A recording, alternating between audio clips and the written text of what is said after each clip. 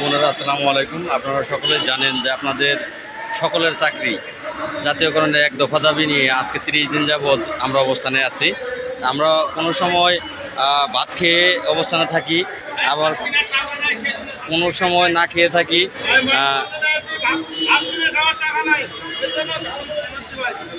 আপনারা শুনবেন, ভাত কিনে খাওয়ার টাকা নাই ভাই, এই জন্য একজন ভাই আমার ঝালমুড়ি দিল, ঝালমুড়ি খাচ্ছি। এ হলো আমার কাহিনী। কোন জেলা থেকে আসছেন? আমি নওগাঁ জেলা সাপাহার থানা আইআইবি সীমান্ত, আমার বর্ডার এলাকা। ধন্যবাদ আপনাকে। আপা ঝালমুড়ি খাচ্ছেন, একটু বলবেন।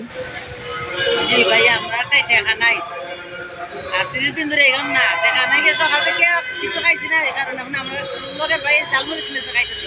ধন্যবাদ। ইমরান ভাই বেলা না খাইয়া দুপুরে ঝালমুড়ি খেয়ে অবস্থান চালিয়ে যাচ্ছে। যতদিন পর্যন্ত দাবি আদায় না হবে ততদিন পর্যন্ত এইভাবেই চলবে।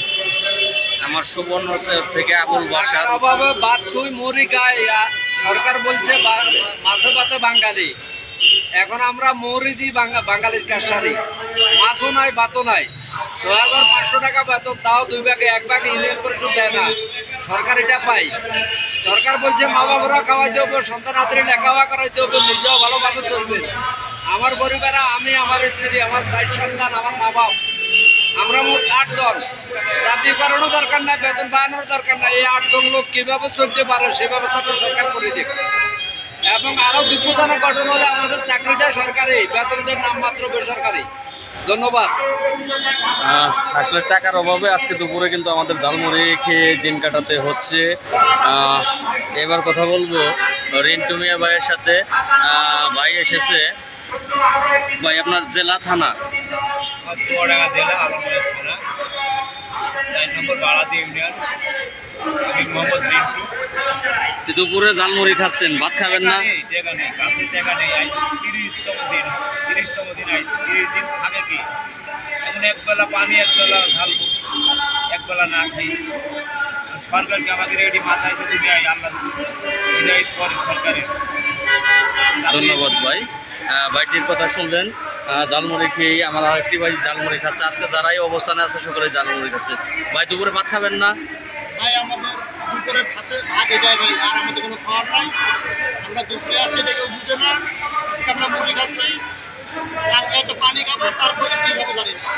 এটা আমাদের শেষ। ধন্যবাদ। আসলে এইখানে যারা আমরা অবস্থানে আছি, একবেলা ভাত খাই, আরেক বেলা না খেয়ে থাকি। দেখা গেছে কোনো বেলা পানি খেয়ে আমরা অবস্থানে আছি। আমরা সারা বাংলাদেশে 47,000 গ্রাম পুলিশ সদস্য আছি। তো যাই হোক, আপনারা সকলেই আমাদের জন্য দোয়া করবেন। আমরা যদি আপনাদের দোয়ার রহমতে সাকসেস হয়ে ঘরে ফিরে যেতে পারি, তাহলে সকলের পরিবারের সদস্যদের মুখে আহার তুলে দিতে পারবো ইনশাল্লাহ। আমরা ইনশাল্লাহ এটা বিশ্বাস করি। আমাদের বর্তমান মাননীয় প্রধানমন্ত্রী দেশরত্ন জননেত্রী শেখ হাসিনা, তিনি মানবতার মা। আমাদের এই কষ্ট বিফলে যাবে না, আমাদের এই শ্রম ঘাম এগুলো বিফলে যাবে না। অবশ্যই মাননীয় প্রধানমন্ত্রী এই কষ্টের, এই ঘামের, এই শ্রমের ন্যায্য মূল্য অবশ্যই তিনি দেবেন। আর এই ভিডিওটা তার কাছে পৌঁছাবে আল্লাহর রহমতে, এটা আমি বিশ্বাস করি। আপনাদের ভালোবাসা এবং দোয়া নিয়ে যেন এগিয়ে যেতে পারি। বঙ্গবন্ধু মেহনতি মানুষের জন্য যুদ্ধ করেছেন, অবহেলিত মানুষের জন্য বঙ্গবন্ধু যুদ্ধ করেছেন এবং তিনি যুদ্ধে জয়ী হয়েছেন। মেহনতি মানুষ ও অবহেলিত মানুষকে তিনি স্বাধীন বাংলাদেশ উপহার দিয়েছেন। আর তারই সুযোগ্য কন্যা বাংলাদেশের মাননীয় প্রধানমন্ত্রী জননেত্রী শেখ হাসিনা, তিনি 10 লক্ষ রোহিঙ্গাকে জায়গা দিয়ে, তার আঁচলতলে জায়গা দিয়ে তাদেরকে কিন্তু নিরাপদ আশ্রয় দিয়েছেন। এখন 47,000 গ্রাম পুলিশ বাহিনীর সদস্য আমরা মাননীয় প্রধানমন্ত্রীর কাছে আমাদের দাবি যে 47,000 গ্রাম পুলিশ সদস্য আমরা স্থানীয় সরকার বিভাগে কর্মরত, দিনরাত 24 ঘন্টা দায়িত্ব পালন করি। তো আমরা যেন বাঁচার মতো বাঁচতে পারি, আমরা যেন আমাদের স্ত্রী, ছেলে, মেয়ে তাদের মুখে ডাল ভাত তুলে দিতে পারি। আমরা যেন আমাদের ছেলে মেয়েকে স্কুলে লেখাপড়া করাতে পারি। আমরা যেন বৃদ্ধ পিতা মাতার ঔষধ কিনে দিতে পারি, তাদের সেবা করতে পারি।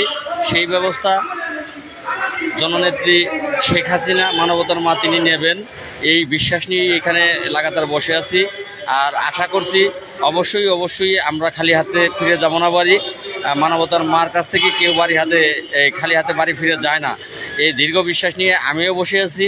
আমরা যারা এখানে বসে আছি প্রত্যেকেরই আত্মবিশ্বাস যে মানবতার মার কাছে যারাই যায় তারা খালি হাত নিয়ে বাড়ি ফিরে যায় না। তো আমাদের দাবিটা বড় দাবি না, ছোট্ট একটি দাবি, যৌক্তিক দাবি, যে আমি সরকারি চাকরি করি, আমার গায়ে সরকারি পোশাক, 24 ঘন্টা আমি সরকারি দায়িত্ব পালন করি, তাহলে আমার চাকরিটা কেন সরকারি হবে না? তো সরকারের বড় বড় কর্মকর্তা কিন্তু আছে 20তম গ্রেড থেকে 1তম গ্রেড পর্যন্ত আছে। আমরা শুধু সরকারি গ্রেডে যুক্ত হওয়ার জন্য আমরা চাচ্ছি। তো অবশ্যই মাননীয় প্রধানমন্ত্রী আমাদেরকে গ্রেডে যুক্ত করবেন, একমাত্র তারই ক্ষমতা আছে যে সকল বিচার বিশ্লেষণ করে তিনি সরাসরি যদি কারো চাহিদা দাবি যৌক্তিক হয় সেই দাবিটা তিনি পূরণ করতে পারেন। তো মানবতার মা অবশ্যই পূরণ করবে।